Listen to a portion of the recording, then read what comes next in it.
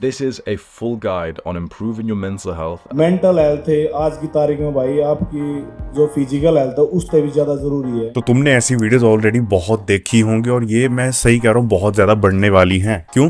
तो तुमने ऐसी मेंटल हेल्थ के ऊपर और भी बहुत तरह की वीडियोस देखी होंगी। हमजा को देखा होगा, चैटा को देखा होगा। मैं सही कह रहा हूँ, ये मेन स्ट्रीम होने वाली है। क्यों?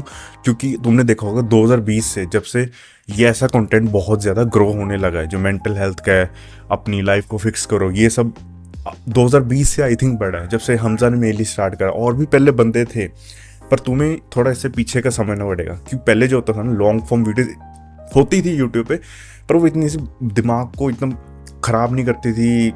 आजकल की जैसी एडिटिंग है वैसी नहीं होती थी, एकदम रॉ सिंपल एडिट वीडियोस होती नॉर्मल सी। पर आज के टाइम पे तुम्हें पता है कितने खतरनाक तरह के एडिट्स आते हैं। तो ऐसा ये सब बढ़ क्यों रहा है? ये हो रहा है 2020 से, जब से लोगों के पास, मेजोरिटी ऑफ लोगों के पास, बच्चों के पास फ़ोन तभी मिला ऑनलाइन क्लासेस के वजह से।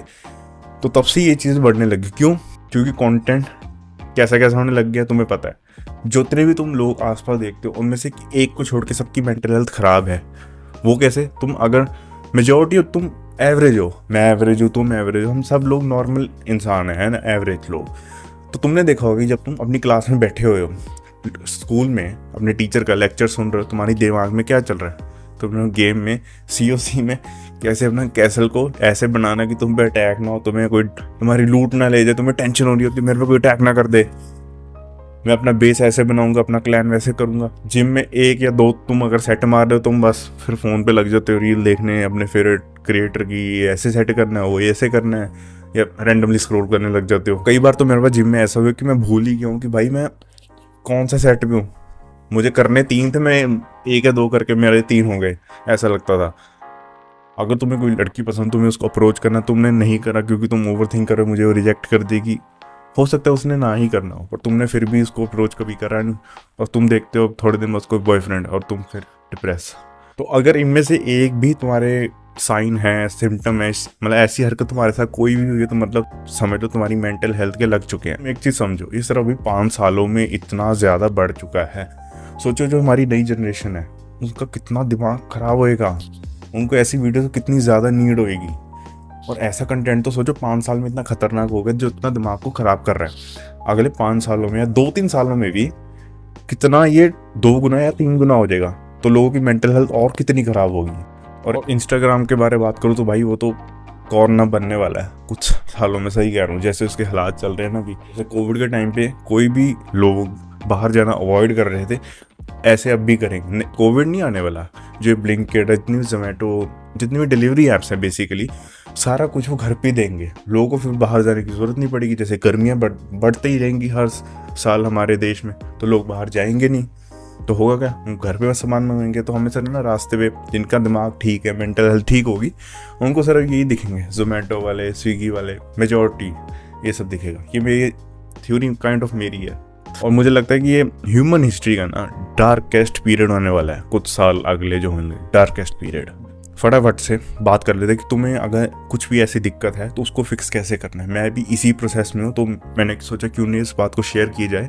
मैं ऑलरेडी पहले भी बहुत बार बता चुका हूँ, पर एक ओनली द सिंगल थिंग जो है सबसे पहले आती है मेडिटेशन। कुछ नहीं करना होता, बस तुम्हें दिन में 3 या 4 मिनट निकालने। अगर तुम्हें वो भी मुश्किल है तो भाई हाथ जोड़ो, तुम चल जाओ। अगर जो अपनी मेंटल हेल्थ फिक्स करने में सीरियस हैं, बस तुम्हें 3 या 4 मिनट निकालने हैं डेली, इस चीज़ को करना है। एक दिन में असर नहीं दिखेगा, क्योंकि कोई भी नई चीज़ करते हैं ना उसका एक दिन में असर नहीं दिखता। एक दिन तुम जिम जाके शिवम नहीं बन सकते, है ना, ऐसी ये चीज़ है।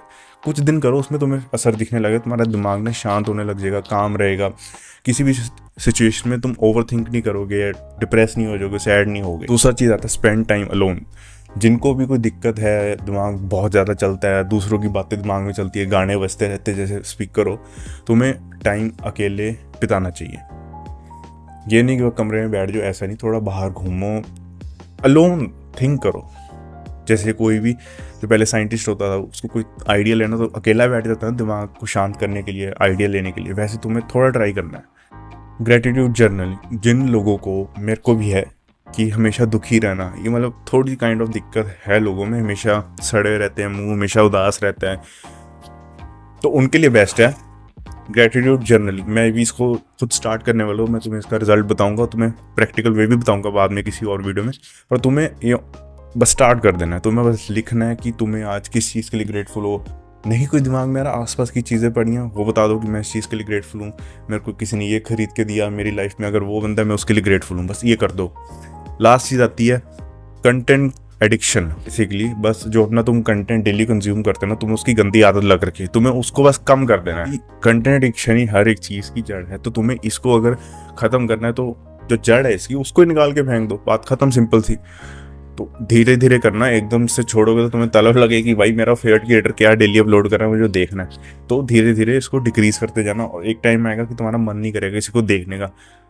तो यही कुछ बेसिक चीज़ें थी कि तुम मेंटल हेल्थ को एक अच्छे लेवल पे कैसे लेके जा सकते हो। तो मिलते हैं किसी और वीडियो में।